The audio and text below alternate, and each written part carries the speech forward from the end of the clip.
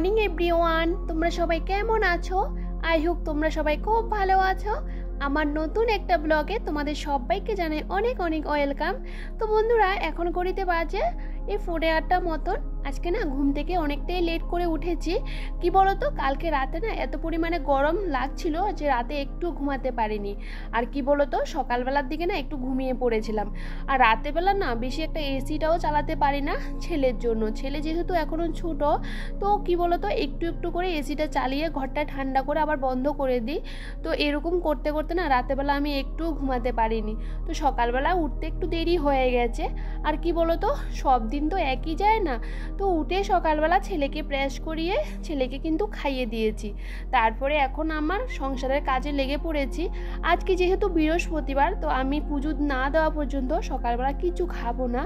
তো আমি আগে আমার বেডরুমটাকে ভালো করে ক্লিন করে নিচ্ছি। আজকে না অনেকটা দেরি হয়ে গেছে, পুজো দিতেও আমার অনেকটা দেরি হয়ে যাবে। কি বলতো, আমি সবসময় বৃহস্পতিবার দিনে একটু সকালবেলা উঠে যাই যে সব কাজবাজগুলো তাড়াতাড়ি করে কমপ্লিট করে নেওয়ার জন্য।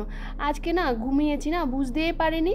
তো কি বলতো, ছেলেকে যেহেতু খাইয়ে দিয়েছি, তো আমার কাজগুলো আমি আমার মতন করে করে তারপরে আমি চানটা করে পুজোটা দিয়ে দেব। তার মধ্যে যে কাজগুলো রয়েছে ওই কাজগুলো আমি করে নিচ্ছি। এই রাতেবেলা না একটা ইঁদুর এসে আমার ফ্রিজের উপরটা না পুরো এলোমেলো করে দেয়। জিনিসপত্রগুলো রাতেবেলা তো আমি সব কিছু গুছিয়ে রেখে দিই, কিন্তু আবার এসে এখানে কি অবস্থা করে দিয়েছে জানি না। এই ইঁদুরটা কোথায় দিয়ে জানি ঢুকে, একটাই মাত্র ইঁদুর মনে হয় ঢুকে না জানি না। কিন্তু খাটের নিচে টিচে আমি কিছু রাখি না, শুধু ফ্রিজের উপরে কয়েকটা জিনিস রাখি, এগুলোকে প্রত্যেকটা দিনে ফেলে দেই। আর দেখো, এদিকে আমি সব কিছু ঝেড়ে আমার ঘরটাকে ভালো করে ঝাড় দিয়ে দিচ্ছি। আর ছেলেও কিন্তু খুবই দুষ্টুমি করছে। আর দেখতে পাচ্ছ বাইরে এত পরিমাণে রোদ উঠেছে, মানে কি বলবো, এত সকাল সকাল এত রোদ, জানি না দুপুরবেলা কি করে থাকবো। এ তীব্র গরমে পুরো অবস্থা খারাপ। হঠাৎ করে যে এতটা গরম বেড়ে গেছে কি বলবো। তো কালকে রাতে না আমি, রাতে বলতে সন্ধ্যার দিকে যে দোকান থেকে যে ডাল কিছু জিনিসপত্র নিয়ে আসলাম না, এগুলো একদমই গোছানো হয়নি। আর এখন এগুলো আস্তে আস্তে করে কৌটোতে সব কিছু ঢেলে রেখে দিচ্ছি। ছেলের বিস্কিট কয়েক রকমের নিয়ে আসলাম আর ডাল আনলাম। তো এগুলো ভাবলাম যে না, জায়গাতে রেখে দিই, না হলে এখানে সেখানে পড়ে থাকতে ভালো লাগে না। তো দেখো, কৌটোতে সব কিছু ভরে রাখছি। আর কি বলতো, আমি সবসময় চেষ্টা করি যে কয়েক রকমের বিস্কিট ঘরের মধ্যে নিয়ে রেখে দেওয়ার জন্য। আর এই কৌটোগুলো না মানে এতটাই ছোট যে একসাথে এতগুলো বিস্কিট হাঁটছিল না। এরকম ছোট ছোট কৌটোগুলো আমি কয়েকটা নিয়েছিলাম ফেরিওয়ালার থেকে। আর কালকে রাতে একটার মধ্যে এরকম 2 রকমের বিস্কিট রুকিয়ে রেখে দিয়েছি। আর এখন এটার মধ্যে 2 রকমের বিস্কিট রেখে দিয়েছি। আর কালকে না কিছু ঝাল চানাচুর নিয়েছিলাম, আর ঝাল চানাচুর খেতে আমার ভীষণ ভালো লাগে। আর কালকে রাত্রে না এই বেডশিট তারপরে কয়েকটা ছেলে জামা কাপড় না ভিজিয়ে দিয়েছিলাম। তো এখন সকালবেলা এগুলোকে কেচে দিয়েছিলাম। আর রাতেবেলা ভিজিয়ে দিলে কিন্তু তাড়াতাড়ি কিন্তু কেচেও দেওয়া যায়, তাড়াতাড়ি সকালবেলা শুকোতে দিয়ে দেওয়া যায়। আর এখন তো যা পরিমাণে গরম, এমনিতেই শুকিয়ে যাবে। আর এই পাপোশগুলো কেচে দেওয়া হয়েছিল কালকে, তো ভাবলাম যে না এখন একটু রোদে দিয়ে দিই।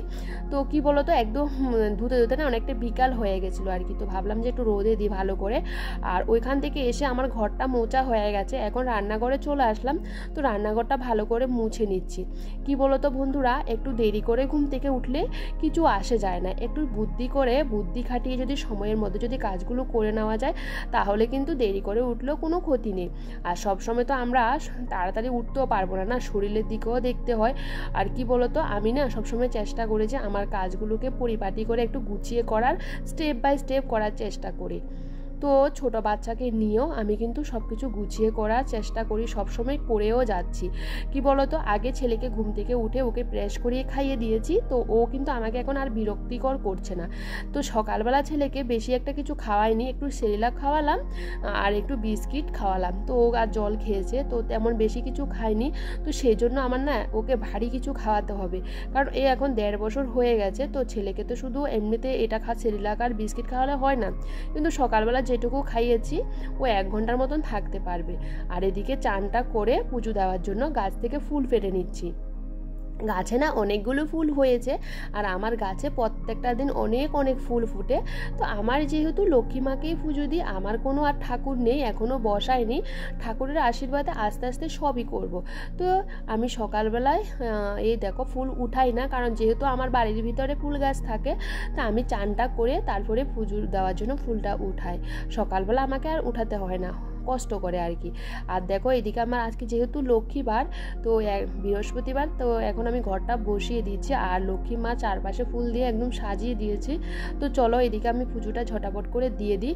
আর পাঁচালি পড়তে তো আধ ঘন্টা সময় লাগবে। তো চলো এদিকে আমি পাঁচালিটা পড়ে নিই। আর ছেলেকে নিয়ে পাঁচালি পড়তেও কিন্তু খুবই অসুবিধা হয়, তাও আমি চেষ্টা করি যে বৃহস্পতিবার একটু সকালবেলা পাঁচালিটা পড়ে নেওয়ার জন্য। কি বলো তো, সন্ধ্যাবেলা না খাওয়া দাওয়া করার পর তারপরে আমার ভালো লাগে না আর কি, যে কি বলো তো কেমন একটা জানি লাগে। তো দেখো এদিকে আমি ছেলেকে একটু আদর করে দিচ্ছি। ছেলে কিন্তু অনেকবার আমাকে এসে এসে বিরক্ত করেছে।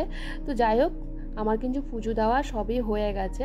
আর এখন দুধ গরম করে নিয়েছি, আমার জন্য একটু চা বানাচ্ছি। আর এখন জানো কয়টা বাজে? এখন প্রায় 9:45 মতন বাজে। তো নিয়ে নিয়েছি একটু চানাচুর আর মুড়ি, আর চা নিয়েছি আমার জন্য, আর ছেলের জন্য একটু দুধ দিয়ে মুড়ি দিয়ে খাওয়াবো, আর ছেলেকে একটু ম্যাগি করে খাওয়াই দেবো আর কি। আর এখন যেহেতু 9:45 মতো বেজে গেছে, তো আমি খাবারটা খেয়ে দেখো আজকে যেহেতু বৃহস্পতিবার ছিল, তো একটু নিরামিষ তরকারি করব।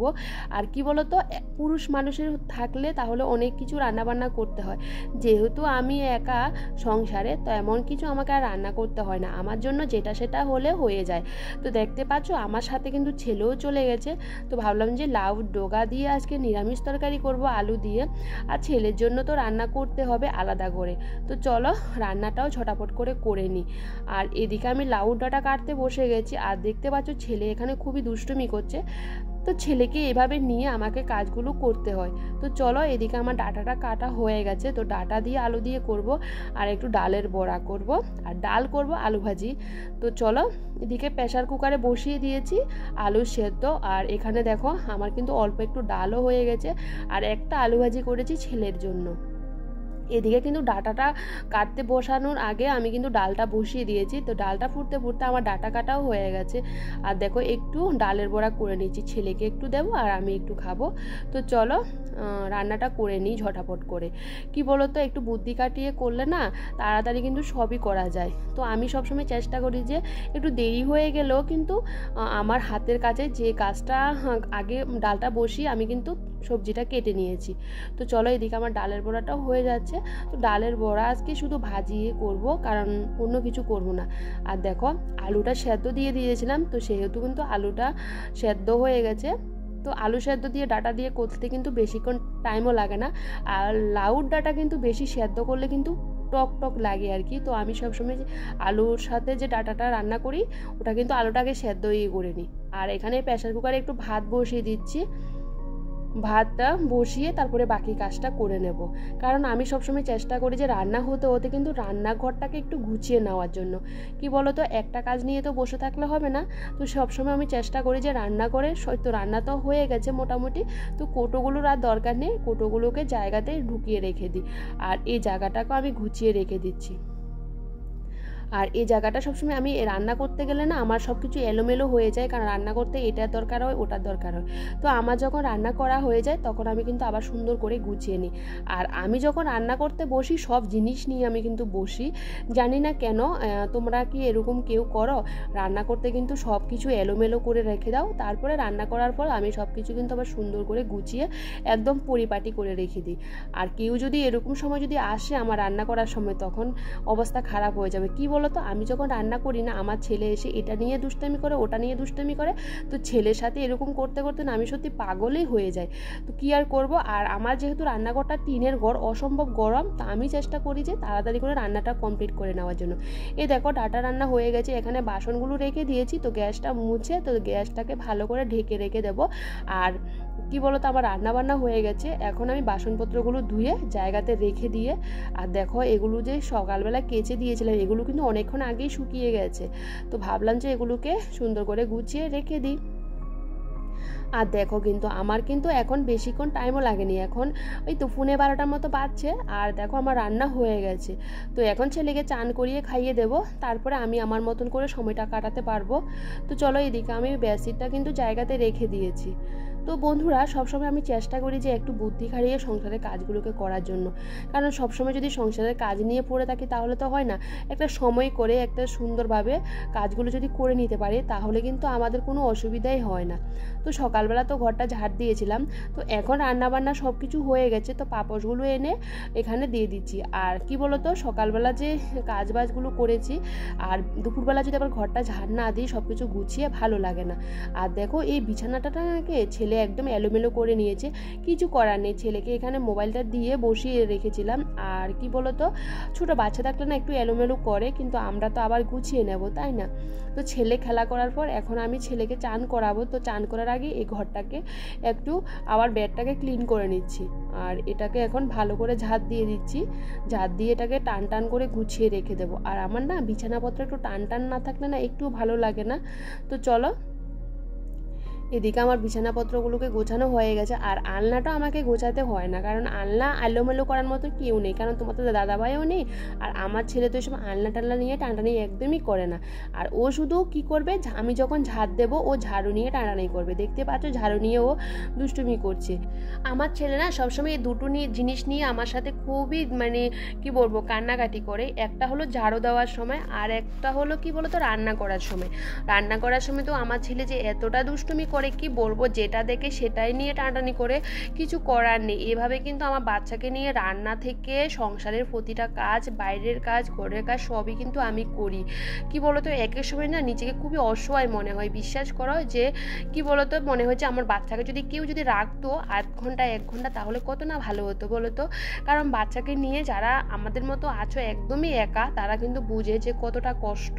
তো দেখো এদিকে কিন্তু আমি ঘরটরগুলো গুছিয়ে পাপোশগুলোও পিছিয়ে দিয়েছি আর ছেলেকে চান করিয়ে নিয়ে আসলাম।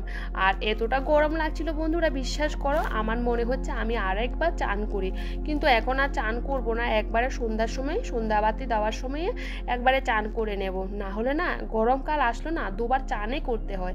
তো ছেলেকে চান করিয়ে খাওয়া দাওয়া করিয়ে ঘুম পাড়িয়ে দিয়েছি, আর এখন আমি খেতে বসে গেছি।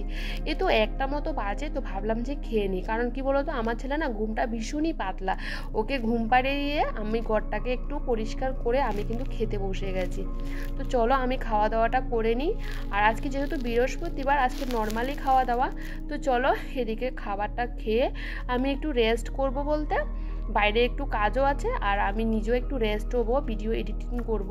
তো ওটা করে দেখো। আর এখন দেখতে দেখতে কিন্তু 4:30 বেজে গেছে বন্ধুরা। সকাল 8টা থেকে দেখো শুরু করেছি, কিন্তু কাজের আর শেষ নেই। কাজ করলে না অনেক রকমের কাজে করা যায়। তো সকালবেলা না আজকে পিলারগুলোর মধ্যে আমি জল দিইনি, সকালবেলা প্রত্যেক দিন দিই। আজকে যেহেতু ঘুম থেকে দেরি করে উঠেছিলাম, তো অনেক রোদ উঠে গেছিলো, তো রোদের মধ্যে পিলারগুলো তার জল দেওয়া হয়নি। তো এখন জল দিয়ে দিয়েছি, রাতের বেলা আরেকবার জল দেবো। আজকে না ছেলে অনেকটা তাড়াতাড়ি ঘুম থেকে উঠে পড়েছিল, তো ওঠার পর একটু ফল খাইয়ে দিয়েছি। তো কি বলতো, এখন তো 4:30টার মতো ভাজে, তো ভাবলাম যে ছেলেকে কিছু করে খাওয়াই। আর দেখো ঘরের ভিতরে একটু ময়দা ছিল, তো সাথে একটু আটাও দিয়ে দিলাম, আর একটু মালপোয়ার মতন করে দিচ্ছি। আর এটা একটু পাতলা করে করেছি, কারণ যেহেতু এটা শক্ত হলে ছেলে খেতে পারবে না, তো একটু নরম নরম করে ওকে বানিয়ে দেওয়ার চেষ্টা করছে। আর আমার ছেলে এটা দেখে না ভীষণ খুশি হয়েছে, হাততালি দিচ্ছে জানো বন্ধুরা। তো ওকে আমি চেষ্টা করি যে নতুন নতুন কিছু বানিয়ে দেওয়ার চেষ্টা করি আর কি সব সময়, যেটা আমার ছেলে দেখে পছন্দ করবে, যা খেতে ভালোবাসবে। তো দেখো এখানে আমি কিন্তু মালপোয়াগুলো একটু করে নিয়েছি, হালকা তেলের মধ্যে ভেজে নিয়েছি। তো চলো আমি কিন্তু সকাল 8টা থেকে 5টার মধ্যে সব কাজই কমপ্লিট করে নিয়েছি। একটু দেরি করে ঘুম থেকে উঠলো কোনো অসুবিধা হয় না, যদি একটু বুদ্ধি খাটিয়ে কাজগুলো করা যায়। চলো আজকের মতন ভিডিওটা এখানে, সবাই খুব ভালো থাকবে, সাবধানে থাকবে, টাটা।